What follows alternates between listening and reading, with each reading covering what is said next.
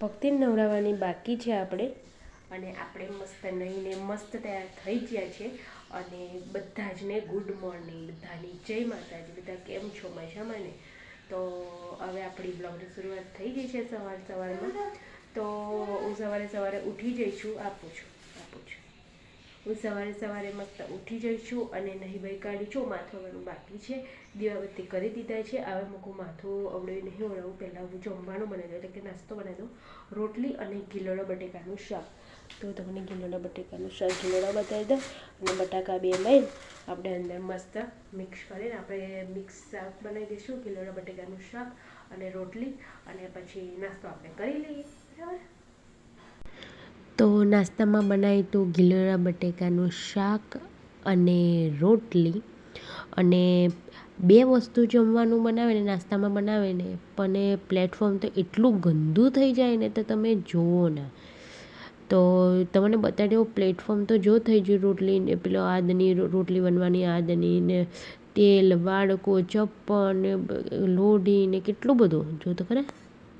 તો નાસ્તો કરી લીધો અને વાસણ ઘસવાના છે.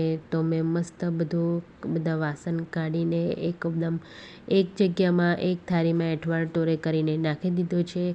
હવે ડબ્બો ખોલીએ આપણે, એમાં મને થોડોક સાબુ ઓછો લાગતો હતો વાસણ ઘસવાનો.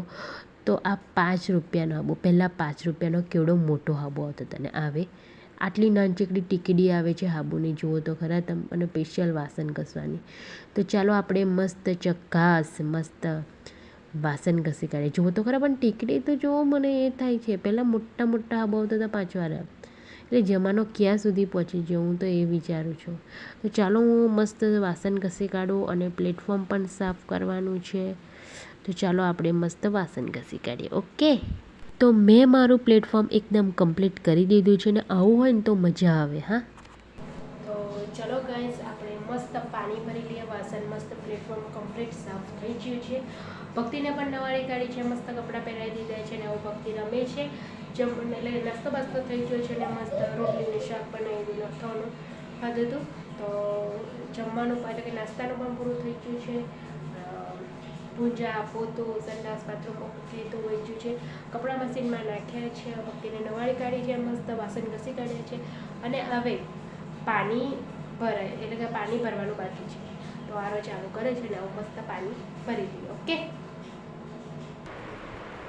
તો હલો ગાઈસ, તો આ ભક્તિ જો કેટલા બધા આ ટોરે કરે છે જો. ને હજુ બીજું ફાઇલ કે એવું બીજું કશું માગે છે ભક્તિ. હું માગા ભક્તિ? એટલે ભક્તિબેન એક દિવસમાં ભણી ગણીને ડૉક્ટર કે પોલીસ બની જશે, મને એવું લાગે. તો હું તમારે બતાડી દઉં મેં કેવું કર્યું છું આજે ઘરમાં. તમને બતાડી દઉં. આખા ઘરમાં લાઈટ પાડી છે, કારણ કે વરસાદ રહેવાનું નામ જ નથી. વરસાદ પડ જ કરે છે, એટલે બહાર કપડાં સુકાતા જ નથી. અને બહાર જે કંઈક થોડા ઘણા નાખ્યા તેમને હજુ સુકાયા નથી. અમુક જે સુકાયા તે લઈ લીધા છે. બીજા જે આનાથી વધારે કપડાં છે એ મેં અડધા બહાર નાખ્યા છે. અહીં જેટલી દોરી ભરે એટલી લેવા દીધી, બીજા બધા બહાર નાખી દીધા છે મેં કપડાં. તો કપડાં સુકાતા નહીં, એટલે ઘરમાં પણ થોડાક નાખવા પડે છે. થોડાક વધારે નાખી દીધા છે કપડાં.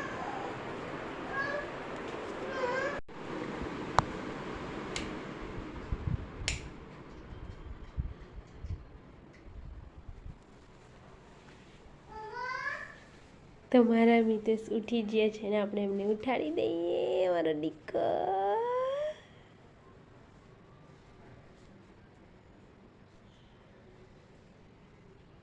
મીઠો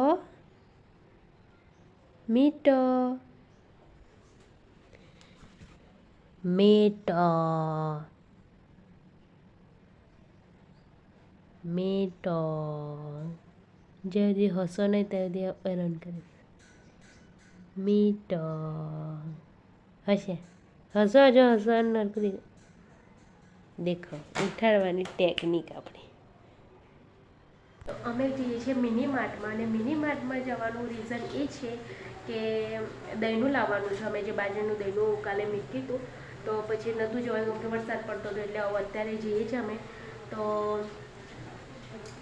વરસાદ પડતો હતો તમે કહેશે કે ચાલો આપણે જઈએ કે હંગાત એટલે મંદિરે જઈને આવીશું તમે મૂકું વરસાદ પડે છે મને ગોચું થોડુંક લાગે ચોમાસામાં તો મૂકું મારે નથી આવવું મૂકું તો કે હું ગાડી લઈને તમે આવતા હોય તો હું આવું તો કે સારું કે હું ગાડી લઈ લઉં કે તો પછી હવે ગાડીમાં બેસીને જઈશું તો ચાલો પછી તમને મળી ઓકે હિતેશ પહેલાં મને એવું કહેતા કે મને આવું વરસાદમાં આવું વાઇપર આવું કરવાનું બહુ ગમે ને વરસાદમાં ગાડી ચલાવવાની બહુ ગમે તો જો મિતેશ કા આજ સપના પૂરા હો ગયા મિતેશ બધા છતરી લઈને આવે છે વરસાદ બહાર પડે છે આવું જેવું વાઇપર છે ને બહારની સાઈડ એવું આ બાજુ હોય ને એવું એમ તો સારું વાઇપર તો ચાલો બધા આપણે મસ્ત ઠંડી એસીમાં જઈએ છીએ મિની માર્ટમાં